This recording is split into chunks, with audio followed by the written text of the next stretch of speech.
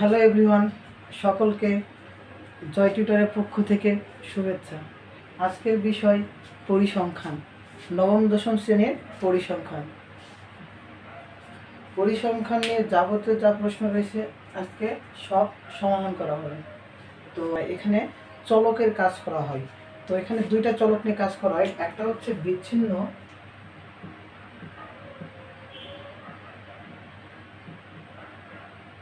আর আরেকটি হচ্ছে অবিচ্ছিন্ন।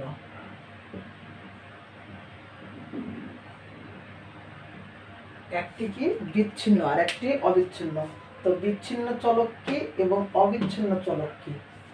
তো আমরা হচ্ছে যখন গণসংখ্যা নির্ভরশীল সারণী তৈরি করব, তখন আমাদের যে শ্রেণীব্যাপ্তি বা শ্রেণী ব্যবধান অথবা বয়সের গড় থাকলে দেওয়া থাকলে যে আমরা বয়সের তারতম্য যেগুলো লিখব, তো এখানে হচ্ছে বিচ্ছিন্ন বলতে বোঝানো হয় যে পূর্ণ সংখ্যা।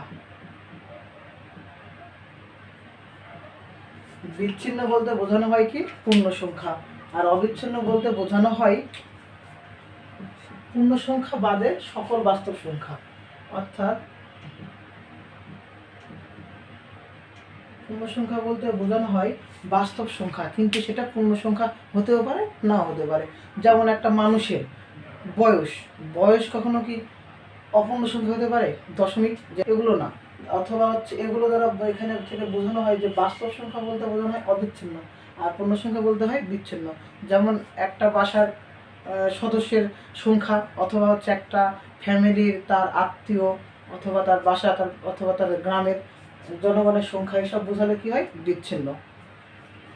তো বিচ্ছিন্ন কথার অর্থ কি? বিচ্ছিন্ন কথার অর্থ যেসব জিনিস এলো মেলো। বিচ্ছিন্ন বলতে কি বোঝানো হয়? এলোমেলো। অর্থাৎ এলোমেলো যেসব থাকবে সেগুলো হচ্ছে বিচ্ছিন্ন। আর অবিচ্ছিন্ন কথার অর্থ যেগুলো সাজানো গোছানো, সাজানো গোছানো। অর্থাৎ অবিচ্ছিন্ন বলতে বোঝানো হয় যেগুলো হচ্ছে সারিবদ্ধ বা সাজানো গোছানো, এসব বোঝানো হয়। তো এখানে আরো কয়েকটা শব্দ আছে, যে বিন্যস্ত, অবিন্যস্ত, বিন্যস্ত, অবিন্যস্ত। তো অবিন্যস্ত মানে কি? অবিন্যস্ত মানে যে এক জায়গায় লেখা আছে 2, 1, 3, 4 এইভাবে যদি লেখা থাকে, তাহলে অর্থাৎ যদি এলোমেলো অবস্থায় থাকে সেগুলোকে কি বলা হয়? অবিন্যস্ত। সেগুলোকে কি বলা হয়? অবিন্যস্ত বলা হয়। আর বিন্যস্ত কি? 1, 2, 3, 4, 5, 6 এগুলোকে কি বলা হয়? বিন্যস্ত বলা হয়। অবিচ্ছিন্ন হচ্ছে